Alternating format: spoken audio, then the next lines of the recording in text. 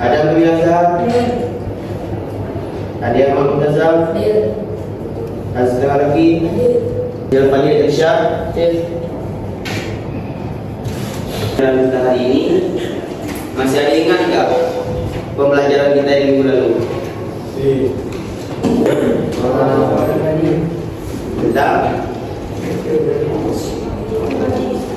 Tentang fi'il madhi. Ada yang tahu nggak fi'il madhi itu apa? Fi'il madhi adalah pekerjaan yang menunjuki pada masalah. Siapa yang bisa berikan contoh seperti ini? Nah, mana? Contoh fi'ilnya. Daraba. Yang lain? Ada? Najwa? Jafala. Yang lain ada? Yang ingin memberikan contoh? Contoh fi'il madhi. Nah. Kharaja. Jadi tiap-tiap yang disebutkan oleh firman kita itu semuanya bentuk kalimat daripada bentuk kata kalimat daripada fi'il madhi yang menunjuki kepada masalah fa'il. Dan kemudian fi'il madhi itu nanti ada pembagian. Jadi sekarang kita masuk ke materi yang sekarang, yaitu af'alul mazid. Apa af'alul mazid? Fi'il yang ditambah atau yang dimasuki huruf siada. Itu adalah af'alul mazid. Fi'il terbagi kepada dua.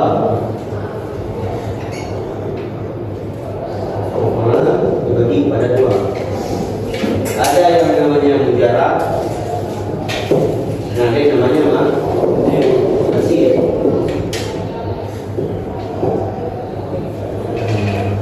Mujarrad ialah tiap-tiap fi'il yang tidak dimasuki huruf siada. Apa contohnya? Ala, daraba, kharaja. Ala, daraba, kharaja. Ini dinamakan dengan bentuk fi'il mujarrad. Sedangkan mazid yang ditambah huruf siada. Apa contohnya? Istahama.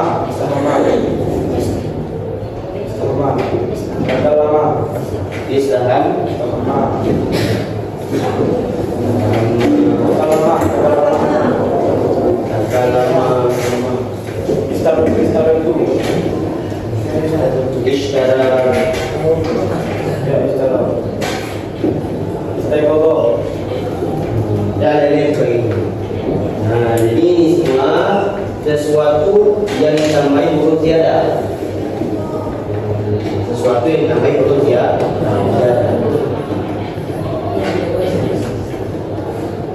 Baik kan? Saja. Kita ada perbedaan antara fi'il mujarrad dan fi'il mazid. Nah, seperti yang diberitahukan sebelumnya, fi'il mujarrad adalah fi'il yang tunggal, tidak dimasuki huruf siada. Sedangkan mazid pada dasarnya tunggal, namun dia dimasuki dengan huruf siada. Yang kedua, mengidentifikasi huruf tambahan atau zawaid yang menyebabkan perubahan bentuk ini. Nah, gimana maksudnya Ustaz? Jadi dalam mazid ini itu nanti ada beberapa huruf yang masuk di dalamnya. Jadi huruf yang masuk ke dalam fi'il mazid tersebut kita tahu huruf apa? Apakah dia alif, apakah dia hamzah, ba, ta atau lain-lain. Kemudian selanjutnya menganalisis makna tambahan yang muncul akibat penambahan huruf. Ustaz, antara fi'il misalkan karuma dengan akrama, maknanya artinya sama-sama mulia. Namun jikalau bertambahnya huruf, maka bertambahlah makna bertambah apabila bertambah huruf. Walaupun bentuk kalimatnya masih tetap tampak sah. Selanjutnya mengklasifikasikan berbagai wazan fi'il mazid, sulasi dan rubai.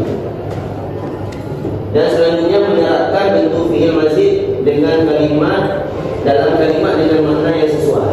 Jadi akan saya berikan soal ini, para siswa memberikan jawaban daripada soal yang saya berikan. Contoh nanti tuliskan datangkan jumlah daripada wazan af'ala. Apa jumlah dari mana? Agama Muhammadin Ustazah. Muhammad memuliakan Ustaz. Apa beda dengan Kamuma Muhammadun? Ini kita maksudkan. Kemudian terakhir, menunjukkan sikap diri tekun dan rasa ingin tahu dalam mempelajari seluruh kata bahasa. Jadi inti semua itu ingin mengetahui poin 1, poin 2, poin 3, poin 4 dan seterusnya, ialah harus memiliki sikap diri tekun dan rasa ingin tahu. Maka para siswa sekalian, para adik-adik sekalian, jika ingin memahami suatu ilmu, haruslah memiliki rasa ingin tahu. Ini konsep dalam meraih suatu ilmu. Seseorang yang tidak ingin tahu tidak akan pernah menjerumuskan dirinya kepada hal yang tidak. Selanjutnya, 3 wazan. Apa 2 wazan? Wazan dan timbang.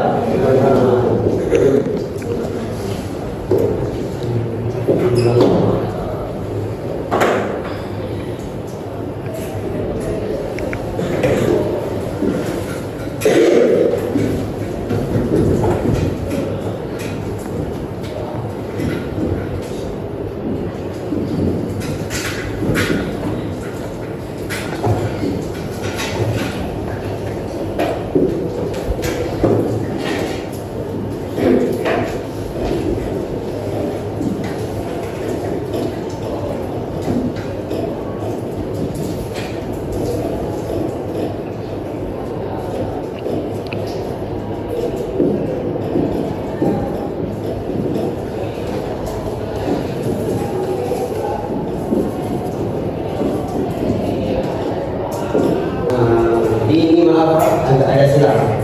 Seharusnya ada ya.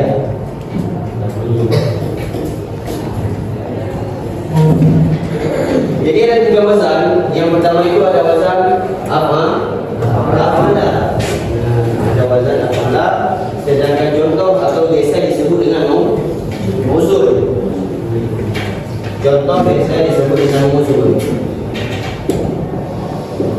Jadi mausul ini sesuatu yang timbangan yang sesuatu ditimbang. Apa contohnya akrama? Akrama ini mengikuti wazan apa? Af'ala. Akrama af'ala.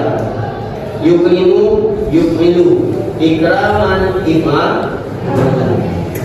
Di antara wazan dan muzun itu memiliki hubungan yang sama.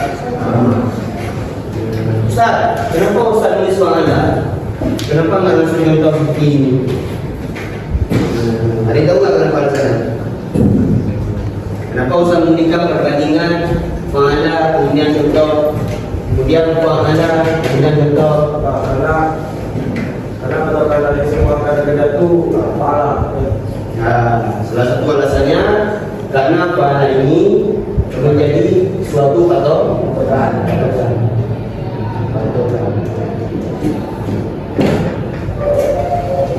Apapun kalimat yang masuk, tetap yang harus siswa ingat, yang harus antum ingat semuanya, itu kalimat fa'ala. Apapun antum hafal suatu mufradat, tetap berulang kepada fa'ala. Ulangan semua. Ustaz, kami maunya hafal yang mausulnya aja Ustaz. Rataba. Contoh daripada fa'ala itu bukan cuma satu. Bila rataba ada fa'ala. Iya, ada lagi contoh lain. Daraba. Ada contoh lain. Kasara. Jadi sulit untuk kita mengingat beberapa pecahan. Maka di para ulama membentuklah suatu konsep. Inilah konsep besar. Ibaratnya rumus matematika.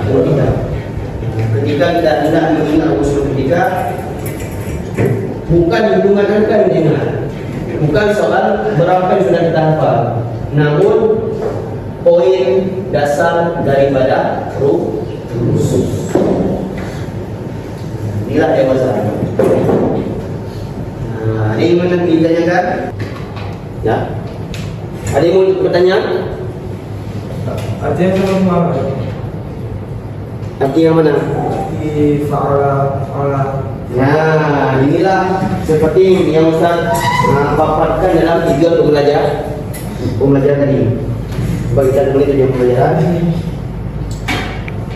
menganalisis makna tambahan yang muncul akibat penambahan huruf.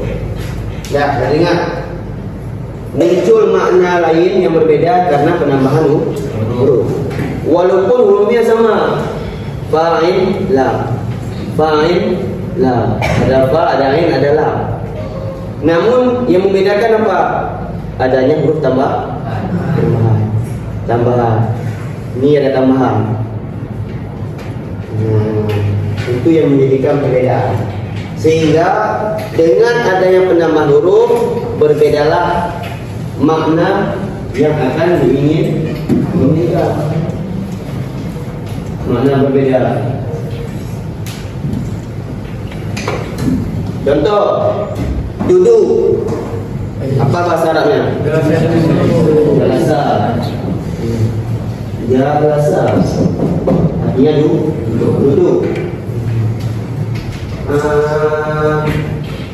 Jalasa Muhammadun. Muhammad telah duduk. Kita ingin mengatakan Muhammad mendudukkan Adam. Jalasa Muhammadun Adam. Kenapa nggak pakai jalasa? Karena berbeda makna yang kita inginkan dengan makna suatu bentuk kalimat itu harus serasi. Nah, sehingga tidak bisa lagi kita menggunakan jalasa, harus menggunakan jalasa, penambahan huruf. Sehingga yang awalnya makna duduk berubah kepada makna mendidih. Oh, jalasu. Nah, jalasu. Jalasu itu nanti kembali kepada konsep dhamir mustatir. Dhamirun mustatirun. Di dalam jalasa, coba perhatikan. Dua tampak tidak? Tidak nampak. Makanya dalam tiap-tiap fi'il itu ada dhamir yang mustatir. Sehingga dhamir ini mukmah, dhamair itu mempengaruhi daripada struktur kalimat. Sehingga orang yang mengatakan kepada mutakallim mengatakan kepada mukhatab, lawan bicara, duduklah kalian, itu tidak bisa menggunakan jalasa.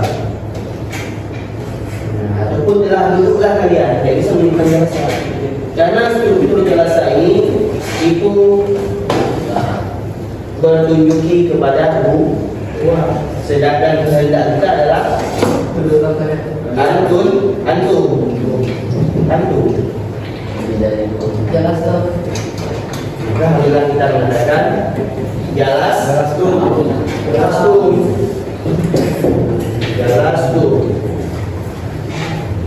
Jalasa fi'il dhamir mustatir.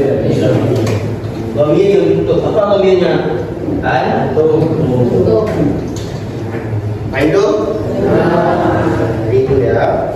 Jadi yang Ustaz tambahkan ini hanya dasar. Hanya beberapa dasar saya tambahkan.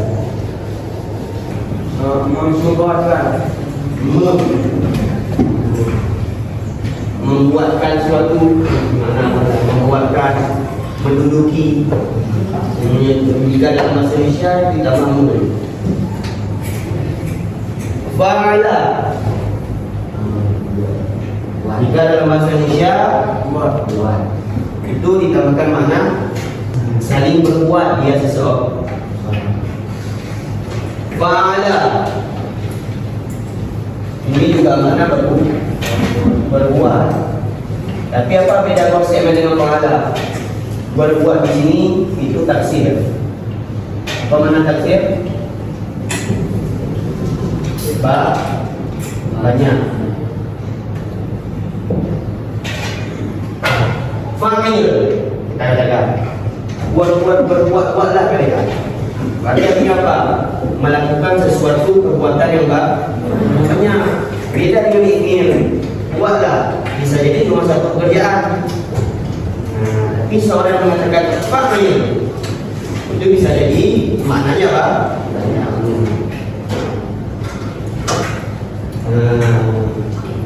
Ingat nak saya misalnya sudah banyak yang mulai ya. Coba ikuti Ustaz. Sebelum kita lanjut tasrif. Belum. Ikuti Ustaz ya. Setelah Ustaz sebutkan, kita sebutkan. Kalau Ustaz berhenti, semangat Ustaz sebutkan, situ yang disebutkan. Semangat. 1, 2, 3. Af'ala yuf'ilu if'alan. Fahuwa muf'ilun. Wadaka muf'alun. Af'il. La tuf'il. Muf'alun muf'alun. Uf'ila yuf'alu. Terbagi kepada 3 huruf asli. Pertama ada fa'il, ada ain fi'il, dan ada lam. Nah ini dah dia. Ada fa, ain, dan lam. Note catatan untuk mengetahui asal setiap wazan, ini wazanah. Maka haruslah terlebih dahulu mengenal dasar huruf wazan. Jika kita ingin menjadi af'ala, akrama, maka setiap antum katakan Ustaz ni gimana cara carinya Ustaz? Tetap Ustaz katakan ulang ke dasar asal. Kerana bagaimanapun akrama, fa'ala, qatala, muqatilatun, tetap ulangnya ke fa'ala. Ini dasar. Bisa dipahami? Atau tambah? Tambah. 1. Wazan af'ala. Jadi ini catatan. Huruf ziyadahnya ialah ain pertama. Oh, disalah hati balik. Bisa ulang balik. Jadi ini dah. Ini mulai. Huruf ziyadahnya ialah hamzah sebelum fa. Nah ini dia. Nah, jadi hamzah itu menjadi suatu tanda atau kode daripada wazan apa? Apa? Kemudian kedua, wazan fa'ala. Huruf ziyadahnya ialah ain pertama di antara fa dan ain kedua. Paham? Jadi fa'ala ini dasarnya ya fa'ala. Dasarnya fa'ala. Namun kaidah Arab, apabila suatu kalimat yang didapati 2 huruf yang sama, maka kalimat tersebut digabungkan. Ini orang Arab susah dalam menyebut fa'ala, sehingga digabungkanlah oleh orang Arab. Biasa disebut dengan fa'ala.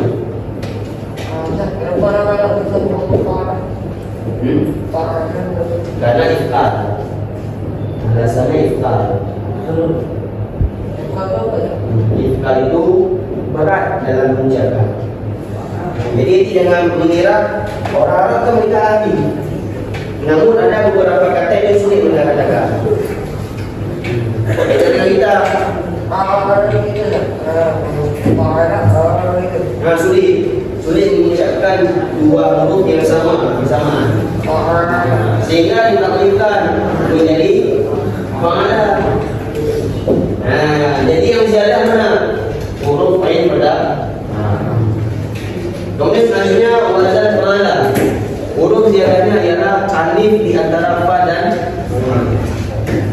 ziyadahnya. Baik itu. Ini ialah perbedaan antara huruf asli dengan huruf ziyadah. Huruf asli adalah huruf yang dapat berubah-ubah apabila dicocokkan dengan unsur atau contoh kalimat lainnya. Paham? Paham maksudnya? Paham maksudnya? Contoh penanda. Yang mana huruf asli? 1, 2, yang dapat berubah-ubah. Nah, jadi fa'ala ini bisa berubah-ubah. Apa contohnya? Masuk wazan kata seluruhnya berubah. Kemudian selanjutnya ziyadah. Huruf yang tidak dapat berubah-ubah sekalipun dimasukkan kepada contoh kalimat lain. Yang asli mana? Fa'ala. Berubah nggak dia? Berubah, masuk ke nama. Yang ziyadah atas hamzah, dan dia tidak akan berubah-ubah, tidak dapat berubah-ubah. Aqraba, aqala, aqtar itu tetap hamzah. Yang berubah tetap huruf asli. Itulah sering saya katakan, Ustaz ini gimana saja carinya?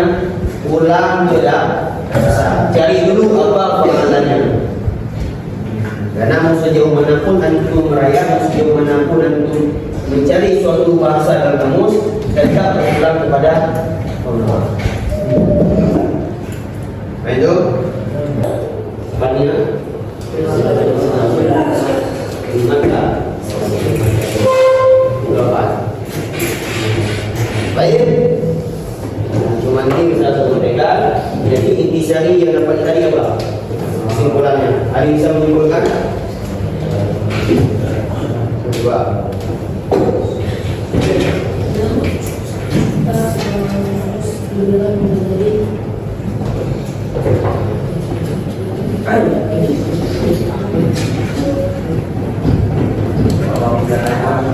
Sebab itu kan, jadi katakan, jadi tujuan kita ini agar dapat memberikan semua pemahaman yang tadi ya terhadap suatu yang ada dua.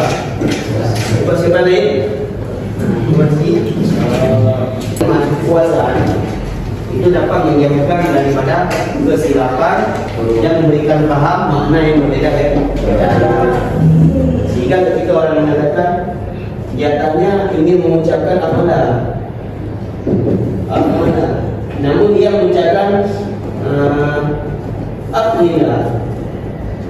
Jika apabila mengucapkan Alhamdulillah itu bukan lagi bermakna Alhamdulillah, tapi wazan fa'ala dhamir mudhaf ilaih. Saya melakukan. Inilah suatu kelebihan. Lain ada yang singnya? Ada? Jadi itulah ikhtisarnya, suatu ringkasannya. Jadi intinya ini kan, mal bagi pada dua, daripada dua adalah ada ziyadah dan tiada ziyadah. Baik, ubailah nahtatim dirasatana ditafdili di qiraat itu.